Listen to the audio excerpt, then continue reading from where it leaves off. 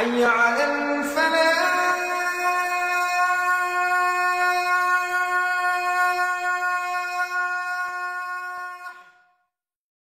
Shab Barat audio book by مکتبہ اسلامیہ. خود بھی سنیے اور دوسروں سے بھی شیئر کیجیے. مصنف مولانا سید ابو العلا مودودی. بسم اللہ الرحمن الرحیم. شب برات. شب برات کو عموماً مسلمانوں کا ایک تہوار سمجھا جاتا ہے. اس کے کچھ مراسم بھی مقرر کر لیے گئے ہیں جن کی شدت سے پابندی کی جاتی ہے. دوم دہم کے لحاظ سے تو گویا محرم کے بعد اسی کا نمبر ہے، مگر سچی بات یہ ہے کہ یہ خواہ مخواہ کا ایک بناوٹی تہوار ہے. نہ قرآن میں اس کی کوئی اصلیت ہے، نہ حدیث میں، نہ صحابہ کرام کے دور کی تاریخی میں اس کا کوئی پتہ نشان ملتا ہے، اور نہ ابتدائی زمانے کے بزرگان دین ہی میں کسی نے اس کو اسلام کا تہوار قرار دیا ہے. دراصل اسلام رسموں اور تہواروں کا مذہب ہے ہی نہیں. یہ تو ایک سیدھا اور معقول مذہب ہے جو انسانوں کو رسموں کی جکڑ بندیوں سے، کھیل تماشے کی بے فائدہ مشغولیتوں سے اور فضول کاموں میں وقت، محنت اور دولت کی بربادیوں سے بچا کر زندگی کی ٹھوس حقیقتوں کی طرف توجہ دلاتا ہے، اور ان کاموں میں آدمی کو مشغول کرنا چاہتا ہے جو دنیا اور آخرت کی فلاح و بہبود کا ذریعہ ہوں. ایسے مذہب کی فطرت سے یہ بالکل بعید ہے کہ وہ سال میں ایک دن حلوے پکانے اور آتش بازیاں چھوڑنے کے لیے مخصوص کر دے اور آدمی سے کہے کہ تو مستقل طور پر ہر سال اپنی زندگی کے چند قیمتی گھنٹے اور اپنی محنت سے کمائے ہوئے بہت سے روپیے ضائع کرتا رہا کرے. اور اس سے بھی زیادہ بعید یہ کہ وہ کسی ایسی رسم کا انسان کو پابند بنائے جو صرف وقت اور روپیہ ہی برباد نہیں کرتی بلکہ بعض اوقات جانوں کو بھی ضائع کرتی ہے اور گھر تک پھونک ڈالتی ہے. اس قسم کی فضولیات کا حکم دینا تو درکنار، اگر ایسی کوئی رسم نبی صلی اللہ علیہ وسلم کے زمانے میں موجود ہوتی تو یقیناً اس کو حکماً روک دیا جاتا، اور جو ایسی رسمیں اس زمانے میں موجود تھی ان کو روکا ہی گیا.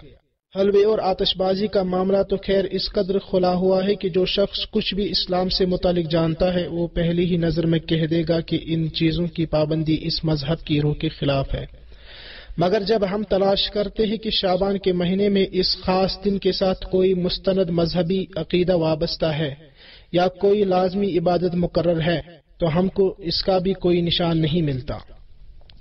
زیادہ سے زیادہ اگر کوئی چیز اسلامی لٹریچر میں ملتی ہے تو وہ یہ ہے کہ ایک دفعہ شعبان کی 15ویں شب کو حضرت عائشہ رضی اللہ تعالی عنہا نے حضرت صلی اللہ علیہ وسلم کو بستر پر نہ پایا اور وہ آپ صلی اللہ علیہ وسلم کو تلاش کرنے کے لیے نکلی.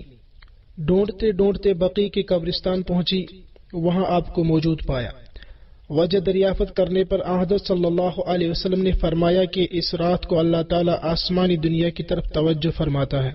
اور قبیلہ قلب کی بھیڑوں کے جس قدر بال ہے اس قدر انسانوں کے گناہ معاف کرتا ہے.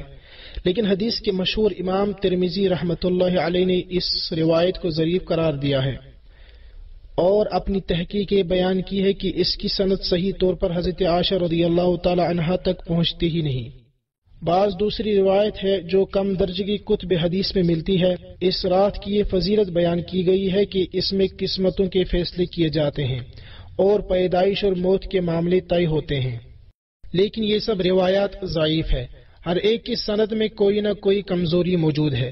اس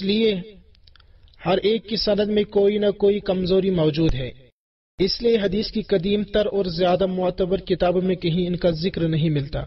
تاہم اگر ان کی کوئی اصلیت تسلیم کر لی بھی جائے تو حد سے حد بس اتنا ہی نتیجہ نکالا جا سکتا ہے کہ اس رات میں عبادت کرنا اور خدا سے مغفرت کی دعا کرنا ایک اچھا فعل ہے جسے انفرادی طور پر لوگ کریں تو ثواب پائیں گے. اس سے بڑھ کر کوئی ایسی چیز ان روایتوں سے ثابت نہیں ہوتی جس سے یہ سمجھا جائے کہ 14ویں تاریخ کو یا 15ویں شب کو اسلام میں عید قرار دیا گیا ہے یا کوئی اجتماعی عبادت مقرر کی گئی ہے.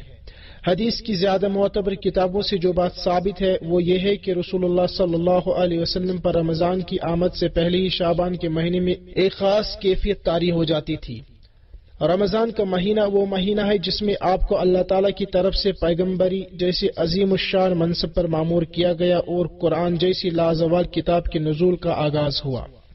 اس وجہ سے نہ صرف رمضان میں آپ صلی اللہ علیہ وسلم غیر معمولی طور پر عبادت فرمایا کرتے تھے بلکہ اس سے پہلے ہی آپ صلی اللہ علیہ وسلم کی لو خدا سے لگ جاتی تھی. حضرت عائشہ رضی اللہ تعالی عنہا اور حضرت ام سلمہ رضی اللہ تعالی عنہا بیان کرتی ہیں کہ رمضان کے سوا سال کے باقی 11 مہینوں میں صرف شعبان ہی ایسا مہینہ تھا جس میں آپ صلی اللہ علیہ وسلم سب سے زیادہ روزے رکھتے تھے، بلکہ تقریباً پورا مہینہ ہی روزے رکھتے گزر جاتا تھا۔ لیکن آپ صلی اللہ علیہ وسلم کا یہ طرز عمل اپنی ذات کے لیے خاص تھا اور اس گہرے روحانی تعلق کی بنا پر تھا جو نزول قرآن کے مہینے سے آپ صلی اللہ علیہ وسلم کو تھا۔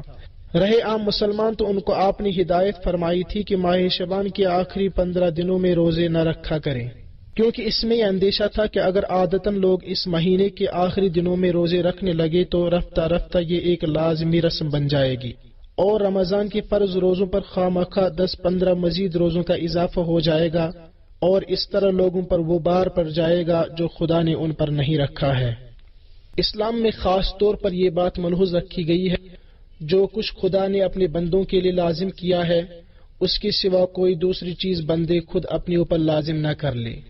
کوئی خود ساختہ رسم، کوئی مصنوعی قاعدہ، کوئی اجتماعی عمل ایسا نہ ہو جس کی پابندی لوگوں کے لیے فرض کی طرح بن جائے۔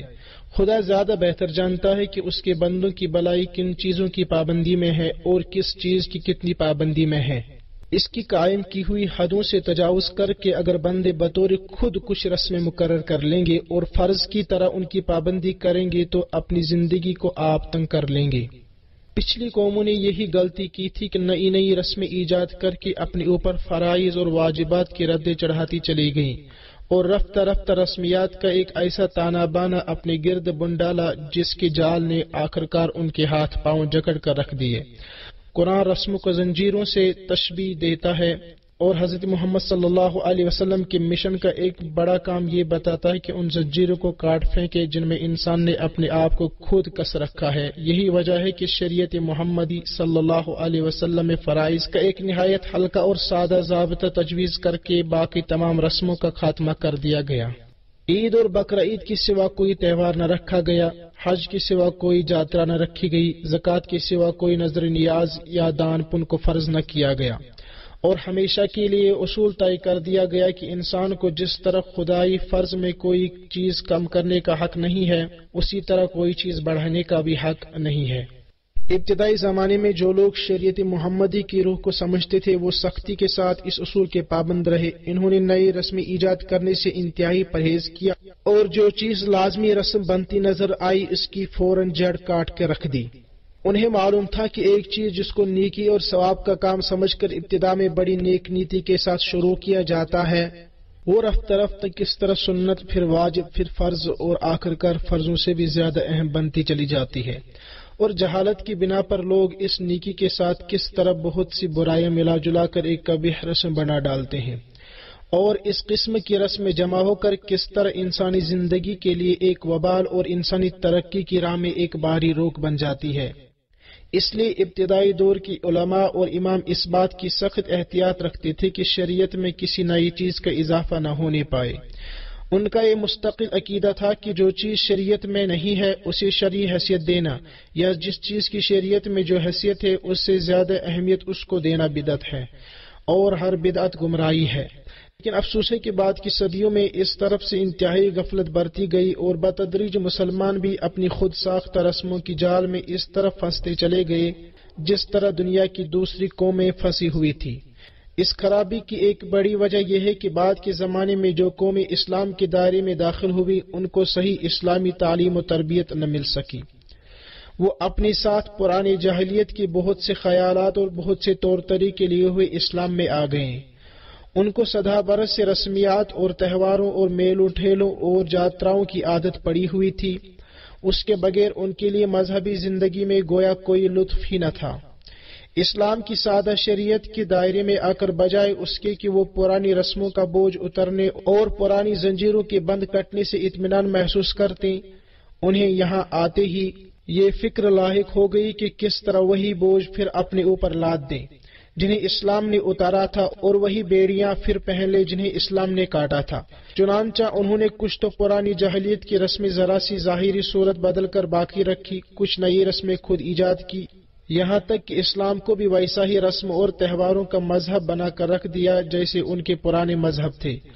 ان نئی رسموں کی ایجاد میں ماشاءاللہ خاص باریک بینی سے کام لیا گیا۔ قرآن اور حدیث کو اس غرض کے لیے تو نہ چھانا گیا کہ اسلام نے انسانی زندگی کے لیے جو نظام نام و مرتب کیا ہے اس کے اصول معلوم کیے جاتے، بلکہ ساری چھان بین اس لیے کی گئی کہ کہاں ایک نئی رسم ایجاد کرنے کے لیے یا پرانی جاہلانہ رسموں کو جاری رکھنے کے لیے کوئی بہانہ مل سکتا ہے۔ پھر اگر کسی جگہ ایک بال کی نوک کے برابر بھی کوئی اشارہ مل گیا تو اس پر ایک پہاڑ برابر عمارت تعمیر کر ڈالی گئی۔ لوگ اپنی جگہ خوش ہے کہ اسلام میں تہواروں اور رسموں کی جو کمی تھی اس کو انہوں نے پورا کر لیا، حالانکہ دراصل انہوں نے اپنی جہالت سے وہ ساری بیڑیاں پہن لی ہے جو اللہ نے اپنے نبی صلی اللہ علیہ وسلم کے ہاتھوں سے کٹوا دی تھیں، اور اپنے آپ کو پھر اس جال میں پھانس لیا جس میں پھنس کر دنیا کی کوئی